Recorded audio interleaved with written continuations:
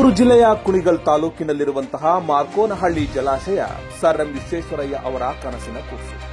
ಮೈಸೂರು ಸಂಸ್ಥಾನದ ನಾಲ್ವಡಿ ಕೃಷ್ಣರಾಜ ಒಡೆಯರ್ ಈ ಅಣೆಕಟ್ಟೆಗೆ ಸಾಥ್ ನೀಡಿದವರು. ಈ ಜಲಾಶಯವು ಬಹಳ ವಿಶಿಷ್ಟವಾದ ತಂತ್ರಜ್ಞಾನದಿಂದ ಕೂಡಿದೆ.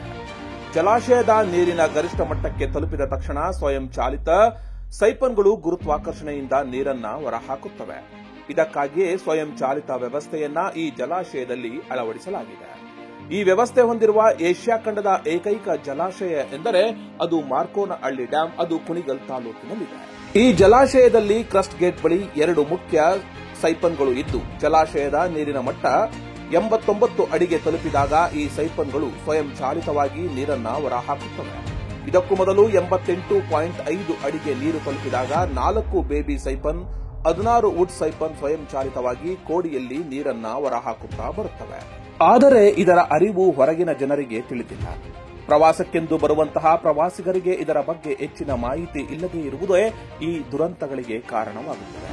ಪ್ರವಾಸಿಗರು ಆಟವಾಡುವ ಸಂದರ್ಭದಲ್ಲಿ ಏಕಾಏಕಿ ಸೈಪನ್ಗಳು ನೀರನ್ನ ಹೊರಹಾಕುವುದರಿಂದ ಪ್ರವಾಸಿಗರಿಗೆ ಅರಿವಿಲ್ಲದಂತೆಯೇ ನೀರು ರಭಸವಾಗಿ ಹರಿಯುತ್ತದೆ.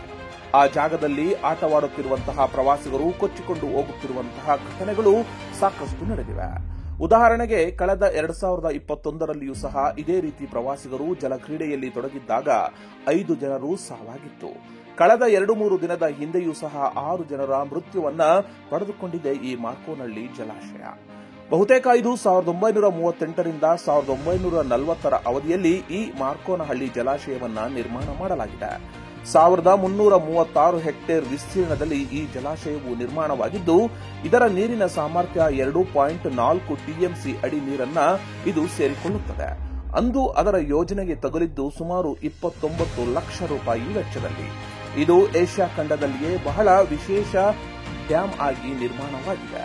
ಇತ್ತೀಚೆಗೆ 6 ಜನರ ಮೃತ್ಯು ಈ ಒಂದು ಜಲಾಶಯದಲ್ಲಿ ಆಗಿರುವುದು ನಿಜವಾಗಿಯೂ ಮನ ನೊಯ್ಯುವಂತಾಗಿದೆ.